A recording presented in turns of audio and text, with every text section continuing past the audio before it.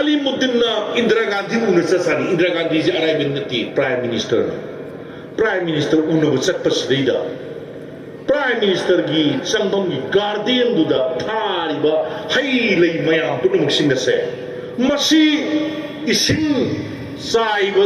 joro saidra yamna phajana honan bado man sanjal wari sabda hairame Manipur dadi medam gi sneida leida sai ising se asigum bathak na bo aphaba ising mo Manipur dadi phamdri hairame si haya waro maril ke alai nupano mayam haun ko bakumi magi punsi loiba phawda aibu pokpi imagi khomlangi namagi lamandi singbangam de haibase atei tanati ai yumda leiribi aibu pokpi imadana masanu artaba matamda ima nang kari tawre nang kari nungaite ai kari leirouge ima nang kari sadingi ima nang nakuk sipra ekok nambirake ima nang gi kari leirouge haidana wahang pahungdana hangnariba akai apokpi imadi miko kudingi ai imagi lamandu khara da ojo singiba Malem leiba imagi lamandi ngasi aina sili sogi ngasi mari matam basi yan gai ni aina pothari madudagi phangot bambai marong aduna aina sari adubu imagi lamandi aina singmangamde khomlang namagi lamanto li ai bijasi ne ma adudi imagi laman singmaside handakti kamai singani swaistani thoris ampiagi wakalosida loi yaw Karigino ako na nga si Ampiali Kalisibo. Kwatagi marumapang si isilinaw ipaipal. Mayap ko naman luwi na tabi ibingagtani. Ipong na haijari ni ko ise. Kwatagi na ham si Sibo. Drag sabang agtaro. Natay amata natay. Kwatagi mo. Kanagi. Drag yun. Magitu ka lahang magkanagi mong dalaygen. Kanam liti. Kwakta na trasu drakti kari no impagi mapam kuring da loi pangina kari gi kwakta gi sidili khaliba maram lei haidok kiba matamda tokai ba mayam ama lei mayam dugi lalol itik amadagi ama transit tawagi lambi amadi oye ba sidida si yabi yoba mayam lambi si taksi habaneba lambi thingsi habaneba karigi nama tungi fisher gi hori na hasin sigi punsi rol amadi imalai pak manipuri yai phana na bagi damta ngasi akun na hasin sigi punsi rol se kwata gi natti ba soi se sigi dagi lalol idik to dra aswai da khar thanam hek puthoki hek pusangi hek lokoki maduna zar sadok dra manipur gi kachin khoya kudi makte irai lai na phangbu ngami bo pora se masi lambi je thachi masi naha mayam singaje hanu wamta aya da swai da aina min uzobam da hanta haijage ko hanu ma hanubi ma for zara me ji tabi marane Sahi marfu helaba ahla mana for kapa me zita de ina pangne ba karan sari ba karan thai ba nahasing atani adugu nahasing adu pulsi kanna ba idam tane ba nahadi kwata na te manipur punamakta leni ba naha punamak sinasigi pulsi kanna ba idam ta ngasi aigin sisir ba islina ampiagi mayam sinasina ngasi somthokta na ai khoi mangda tholil lengsi manipur kan ge ha naha ngakane Sini ba yung kamoy de pelis si imalay paki laban singi ba niya si nung siba hai ba to humanity hai ba to sai da lui yawi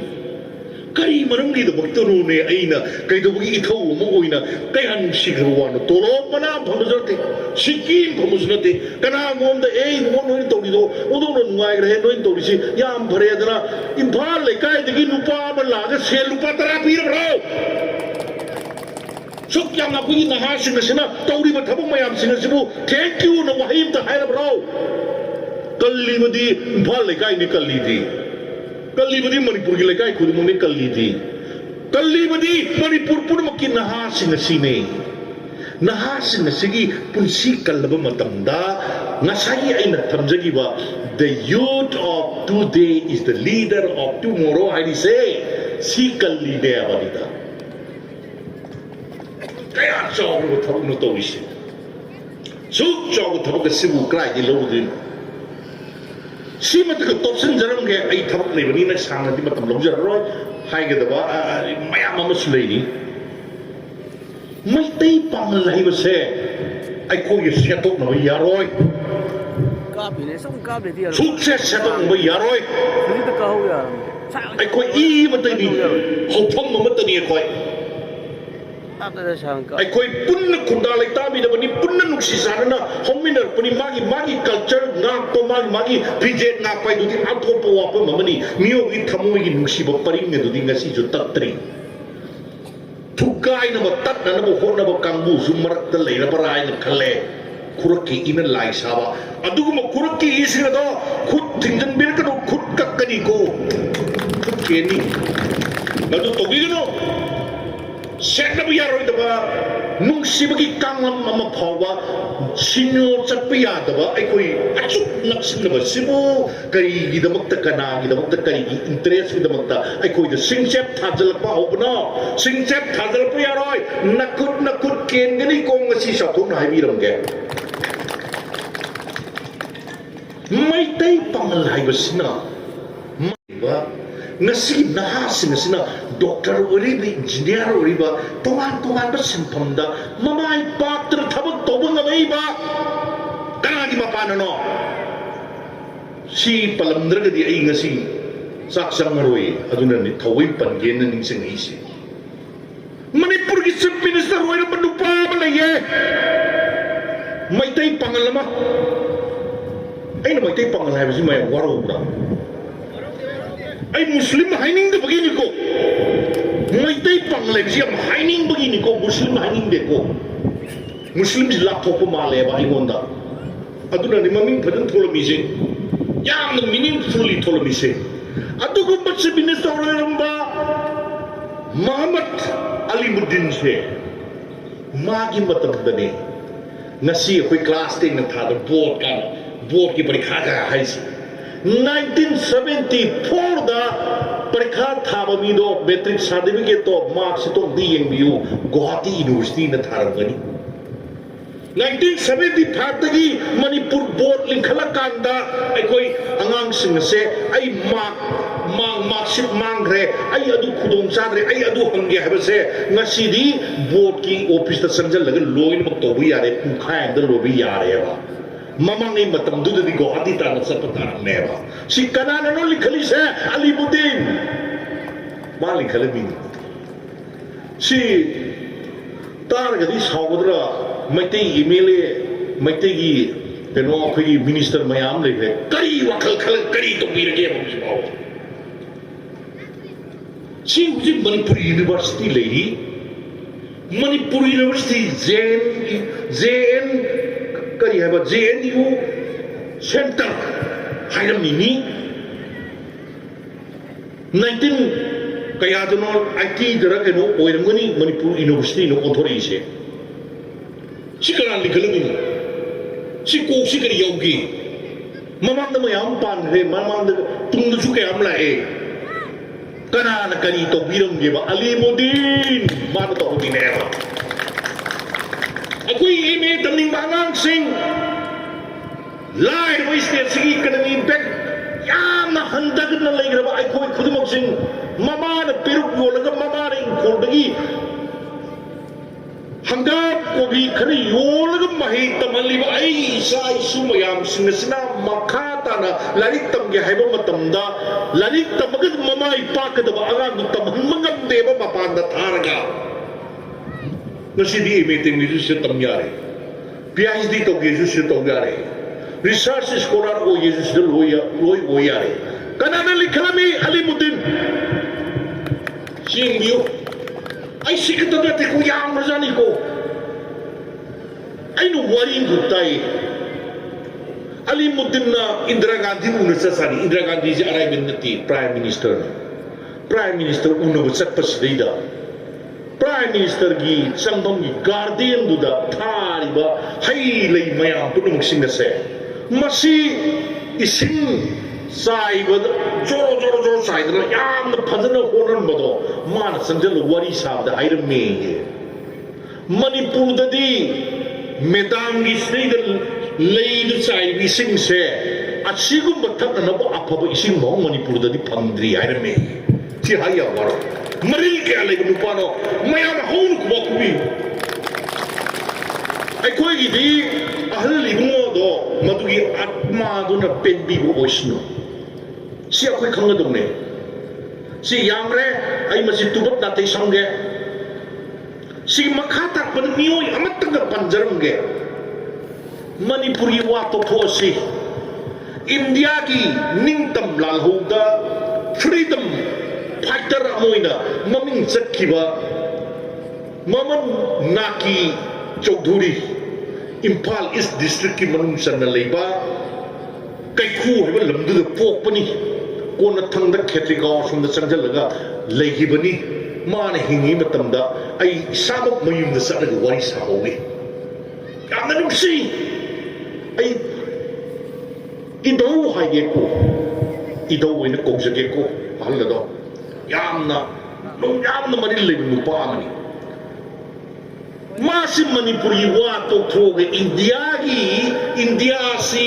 ꯕ꯭ꯔꯤꯇꯤꯁꯀꯤ ꯂꯣꯏꯂꯝ ꯃꯈꯥꯗ ꯂꯩꯕ ꯑꯗꯨꯗꯒꯤ ꯕ꯭ꯔꯤꯇꯤꯁꯇꯒꯤ ꯅꯥꯟꯊꯣꯛꯅꯅꯕ ꯃꯗꯨ ꯍꯣꯠꯅꯔꯛꯄ ꯃꯇꯝꯗ ꯊꯋꯥꯏ ꯈ꯭ꯋꯥꯏꯗꯒꯤ ꯌꯥꯎꯈꯤꯕ ꯅꯨꯄꯥꯁꯤꯡ ꯃꯅꯨꯡꯗ ꯃꯥꯁꯨ ꯑꯃꯅꯦꯕ ꯏꯟꯗꯤꯌꯥꯒꯤ ꯐ꯭ꯂꯦग ꯌꯨꯡꯉꯦ ꯍꯥꯏꯁꯦ ꯀꯅꯥꯅ ꯌꯨꯡꯕꯅꯣ ꯀꯅꯥꯅ ꯌꯨꯡꯕꯅꯣ ꯍꯦꯃꯥꯝ ꯅꯤꯂꯃꯅꯤꯒꯤ ꯁꯨꯃꯥꯡꯗ ꯏꯟꯗꯤꯌꯥꯒꯤ ꯐ꯭ꯂꯦग ꯑꯍꯨꯝ ꯇ꯭ꯔꯥꯏ ꯀꯂꯔ ꯐ꯭ꯂꯦग ꯃꯁꯤ ꯌꯨꯡꯈꯠꯈꯤꯌꯦ ꯀꯅꯥꯅ ꯌꯨꯡꯈꯠꯂꯤ ꯃꯍꯃꯗ ꯅꯥꯀꯤ ꯆꯧꯙꯨꯔꯤꯅ ꯌꯨꯡꯈꯠꯂꯦ ꯏꯟꯗꯤꯌꯥꯅ ꯅꯤꯡꯇꯝꯕꯒꯤ ꯐꯤꯔꯥꯜ ꯏꯟꯗꯤꯌꯥꯒꯤ ꯂꯩꯃꯥꯏ ꯑꯃꯗꯗꯤ ꯏꯍꯥꯟ ꯍꯥꯟꯅ ꯌꯨꯡꯈꯠꯄꯁꯦ ꯃꯩꯇꯩ ꯄꯥꯡꯒꯜꯅꯦ ꯀꯅꯥꯝꯇ ꯅꯠꯇꯤꯌꯦ ꯆꯥꯎꯔꯕ ꯁ꯭ꯇꯦꯠꯀꯤ ꯃꯤ ꯑꯃꯇꯅ ꯇꯧꯕ ꯅꯠꯇꯤꯌꯦ ꯑꯩꯈꯣꯏꯒꯤ ꯄꯤꯛꯈ꯭ꯔꯕ ꯂꯝꯗꯝ ꯑꯁꯤꯒꯤ ꯅꯨꯄꯥ ꯃꯍꯥꯛꯅ ꯇꯧꯈꯤꯕꯅꯦ ꯃꯥ INA ꯌꯥꯎꯈꯤ ꯃꯥꯁꯤ ꯕ꯭ꯔꯤꯇꯤꯁ ꯑꯥꯔꯃꯤꯗ ꯃꯥ ꯂꯩꯔꯝꯃꯕ ꯃꯇꯨꯡꯗꯒꯤ ꯇꯣꯛꯊꯣꯛꯑꯀꯥꯟꯗ ꯅꯦꯇꯥꯖꯤ ꯁꯨꯚꯥꯁ ꯆꯟꯗ꯭ꯔꯒꯤ ꯃꯇꯨꯡ ꯏꯟꯗꯅ ꯃꯗꯨꯗꯩꯗ ꯌꯥꯎꯔꯛꯄꯗ ꯏꯍꯥꯟ ꯍꯥꯟꯅ ꯍꯦꯃꯥꯝ ꯅꯤꯂꯃꯅꯤꯒꯤ ꯁꯨꯃꯥꯡꯗ ꯆꯤꯡꯈꯠꯈꯤꯕ ꯐꯤꯔꯥꯜꯁꯦ ꯃꯥꯅꯅꯤ ꯍꯥꯏꯕꯁꯤ ꯍꯥꯏꯔꯝꯃꯦ ꯁꯤ ꯔꯦꯀꯣꯔꯗꯇ ꯂꯩꯕ ꯄꯣꯠꯅꯦ ꯁꯤ ꯑꯩꯅ ꯍꯥꯏꯖꯤꯟꯕ ꯅꯠꯇꯦ ꯁꯤ ꯀꯅꯥꯝꯇꯅ ꯅꯠꯇꯦ ꯃꯩꯇꯩ ꯄꯥꯡꯒꯜꯅꯅꯤ ꯍꯥꯏꯕꯅꯤꯗ ꯁꯤꯗꯤ ꯃꯩꯇꯩ ꯑꯩꯈꯣꯏ ꯈꯨꯟꯗꯥꯔꯤꯕ ꯃꯅꯤꯄꯨꯔꯗ ꯈꯨꯟꯗꯥꯔꯤꯕ ꯄꯨꯝꯅꯃꯛꯁꯤꯡꯁꯤꯅ ꯑꯣꯟꯊꯣꯛꯅ ꯏꯀꯥꯏ ꯈꯨꯝꯅꯕ ꯎꯐꯝ ꯊꯣꯛꯄ ꯑꯋꯥꯡꯕ ꯊꯥꯛꯇ ꯊꯝꯐꯝ ꯊꯣꯛꯇ꯭ꯔꯥꯏꯕ ꯉꯁꯤ ꯐꯥꯎꯕꯒꯤ ꯃꯅꯨꯡꯗ ꯃꯥꯒꯤ ꯃꯃꯤꯡ ꯑꯁꯦ ꯀꯅꯥꯅ ꯃꯤ 100ꯒꯤ ꯃꯅꯨꯡꯗ ꯃꯤ 10 ꯐꯥꯅ ꯈꯪꯕ ꯀꯅꯥ ꯌꯥꯎꯒꯦꯕ ꯀꯩꯗꯧꯕꯩ ꯈꯪꯍꯟꯗ꯭ꯔꯤꯅꯣꯕ ꯁꯤ ꯏꯟꯗꯤꯌꯥꯅ ꯅꯝꯁꯤꯜꯂ ꯊꯝꯃꯤ ꯀꯔꯤꯒꯤꯅꯣꯕ ꯏꯟꯗꯤꯌꯥꯒꯤ ꯐ꯭ꯂꯦग ꯌꯥꯔꯅ ꯏꯟꯗꯤꯌꯥꯒꯤ ꯂꯩꯃꯥꯏꯗ ꯌꯨꯡꯈꯠꯈꯤꯕ ꯅꯨꯄꯥ ꯑꯗꯨ ꯃꯅꯤꯄꯨꯔꯗ ꯂꯩꯕ ꯃꯅꯤꯄꯨꯔꯗ ꯆꯥꯎꯕ ꯀꯩꯈꯨꯗ ꯄꯣꯛꯄ ꯃꯍꯃꯗ ꯅꯥꯀꯤ ꯆꯧꯙꯨꯔꯤꯅꯤ ꯍꯥꯏꯕꯁꯦ ꯏꯟꯗꯤꯌꯥꯅ ꯍꯥꯏꯅꯤꯡꯗ꯭ꯔꯤꯁꯤ ꯀꯔꯤꯒꯤꯅꯣ ꯍꯥꯏꯕꯅꯤꯗ ꯁꯤ ꯌꯦꯡꯕꯤꯌꯣ ꯁꯤꯒꯤ ꯍꯤꯁꯇ꯭ꯔꯤ ꯂꯩꯕꯅꯤ ꯇꯣꯛꯁꯦꯛꯇꯩ